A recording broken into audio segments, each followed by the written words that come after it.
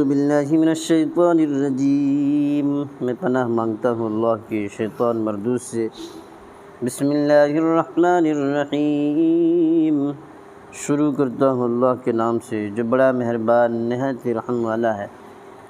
فَإِن تَابُوا وَأَقَامُوا الصَّلَاةَ وَآتَوُا الزَّكَاةَ فَخَلُّوا سَبِيلَهُمْ إِنَّ اللَّهَ غَفُورٌ رَحِيمٌ۔ یہ قرآن شریف کی 10ویں پارہ میں سورہ توبہ کے پہلے رکوع میں آیت نمبر 5 میں اللہ نے ارشاد فرمایا ہے، اگر وہ توبہ کر لیں اور نماز کے پابند ہو جائیں اور زکوٰۃ ادا کرنے لگیں تو تم ان کی راہ چھوڑ دو، بے شک اللہ تعالیٰ بخشنے والا ہے، مہربان ہے۔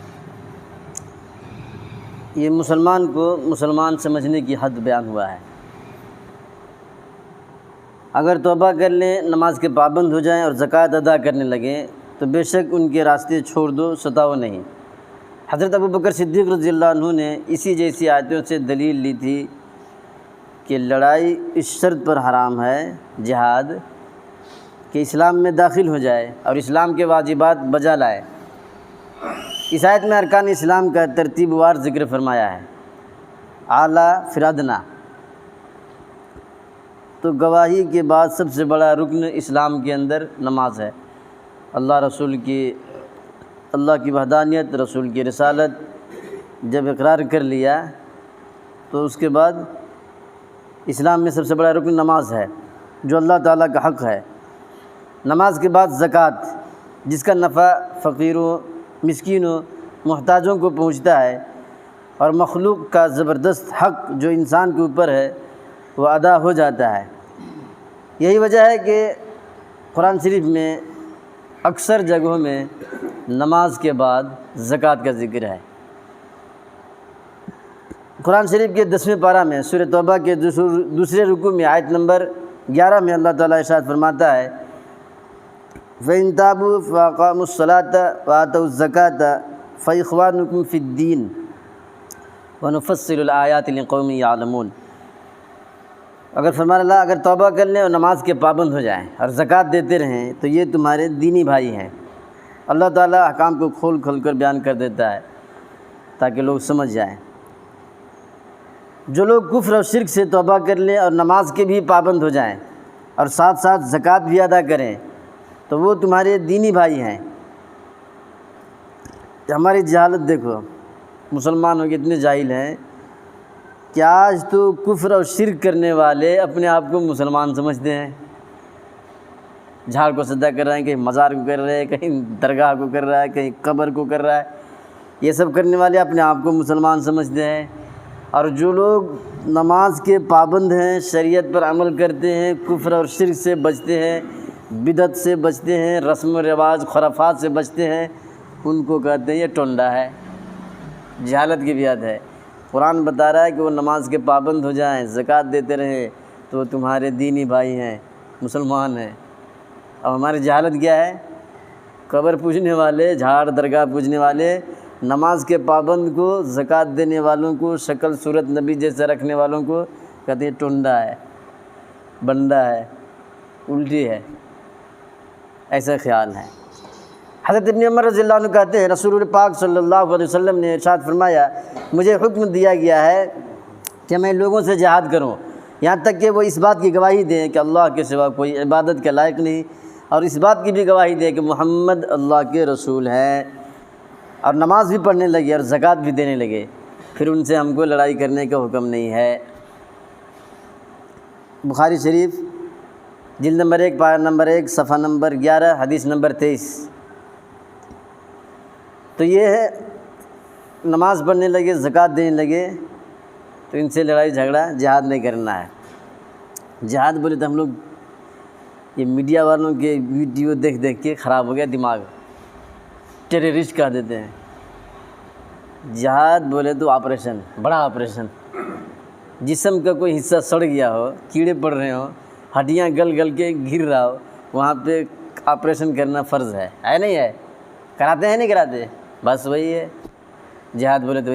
جو آدمی بستی میں دنگا پھیلاتا ہو، لوگوں کو لڑاتا ہو، آدمیوں کو نقصان پہنچاتا ہو، اس کا آپریشن کرنا ضروری ہے، اسی کا نام جہاد ہے بس۔ خواہ مخواہ کے اس کے گھر میں لوٹ کر مار کے ذبح کر کے سامان چوری کر کے بھاگ جانا جہاد نہیں ہے. وہ بدماشی کرتا ہو اس کا آپریشن کرنا ضروری ہے. ہر عقل مند کو سمجھ میں آ جاتی ہے اچھی طرح بات. میڈیا والوں نے غلط سلط پھیلا دیا ہے.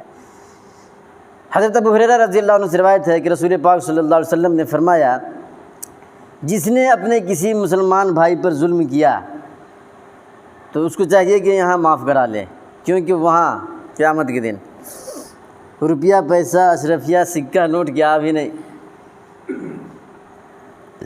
اس سے پہلے اس کی نیکیاں اس کو دلائی جائیں. اگر اس کے پاس نیکیاں نہ ہوں تو اس کے گناہ اس پر لاد دیے جائیں گے. بخاری شریف جلد نمبر 3 پارہ نمبر 27 صفحہ نمبر 332 حدیث نمبر 1450.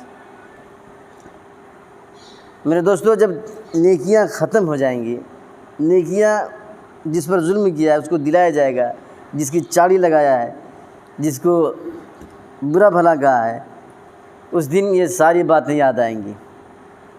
اگر نیکیاں نہیں ہیں تو اس کے گناہ ظالم پر، ستانے والے پر لاد دیے جائیں گے.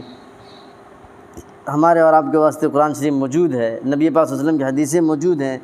کچھ کام نہ آئے، ہم اس سے کچھ فائدہ نہ اٹھائیں تو سمجھو کہ ہم جہالت کے اندر گھسے ہوئے ہیں. حضرت انس رضی اللہ عنہ فرماتے ہیں کہ رسول مقبول صلی اللہ علیہ وسلم نے فرمایا تم لوگ آپس میں ایک دوسرے کے رشتہ اور دوستی کے ناطے نہ توڑا کرو، نہ کوئی ایک دوسرے سے بھاگو، نہ آپس میں دشمنی رکھو. تم سب کے سب آپس میں اللہ کے بندے اور بھائی بھائی بن جاؤ.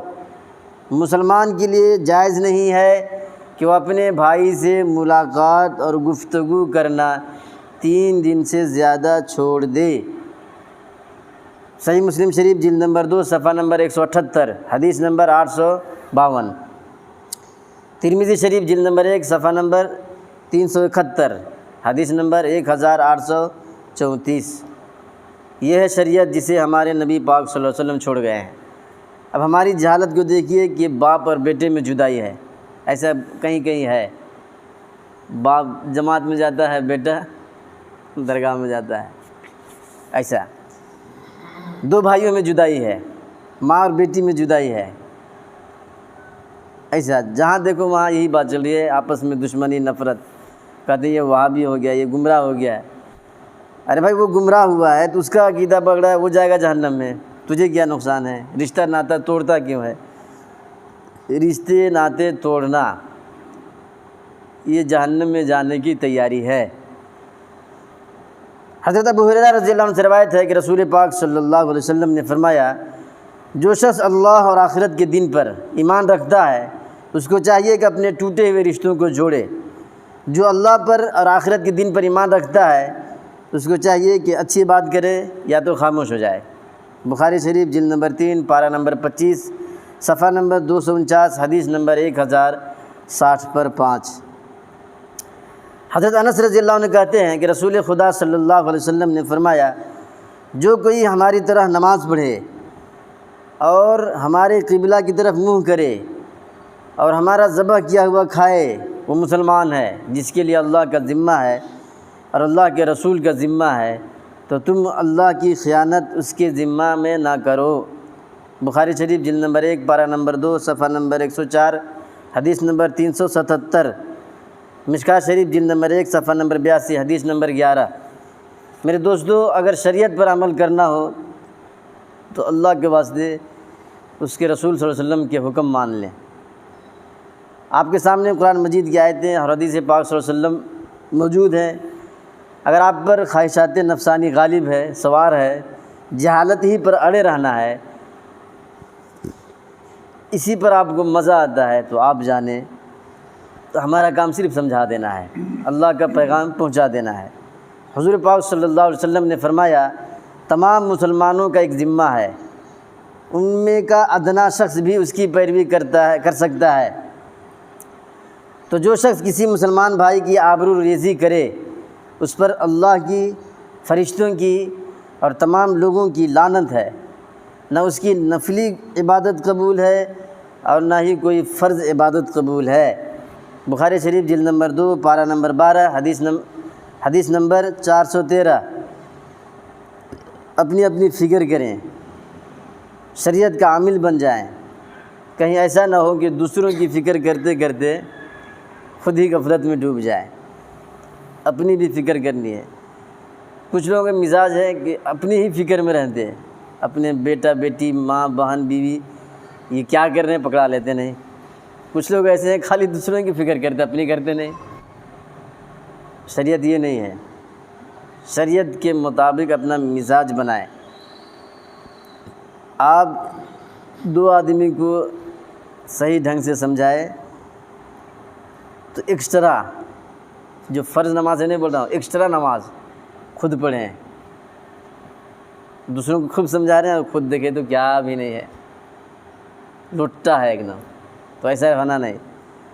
دو آدمی کو آپ سمجھائے تو ایکسٹرا 2 رکعت نماز پڑھیے، فرض واجب سنت چھوڑ کے اپنی بھی خیال کیا کیجیے۔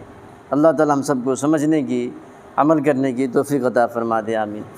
بسم اللہ الرحمن الرحیم، لک الحمد و لک الشکر یا اللہ، یا ربی لک الحمد کما ینبغی لجلال وجہک وعظیم سلطانک، اللہم انت السلام ومنک السلام والیک یرجع السلام، ربنا حینا بالسلام وادخلنا برحمتک دار السلام، تبارک ربنا وتعالیت یا ذا الجلال والاکرام، اللہم انا نسألک العفو والعافیۃ فی الدنیا والآخرہ، اللہم انا نسألک العفو والعافیۃ فی الدنیا والآخرہ، اللہم ارزقنا شہادۃ فی سبیلک واجعل موتنا ببلد رسولک صلی اللہ علیہ وسلم، ربنا آتنا فی الدنیا حسنہ وفی الآخرۃ حسنۃ وقنا عذاب النار وقنا عذاب القبر وقنا عذاب الحشر وقنا عذاب الدین وقنا من فتنة المسیح الدجال وقنا من فتنة المحیاء والممات، ربنا تقبل منا انک انت السمیع العلیم وتب علینا انک انت التواب الرحیم، جزا اللہ عنا محمد وآلہ صلی اللہ علیہ وسلم، وصلی اللہ تعالی علی خیر خلقہ محمد وآلہ واصحابہ وازواجہ ذریاتہ واہل بیتہ اجمعین برحمتک یا ارحم الراحمین۔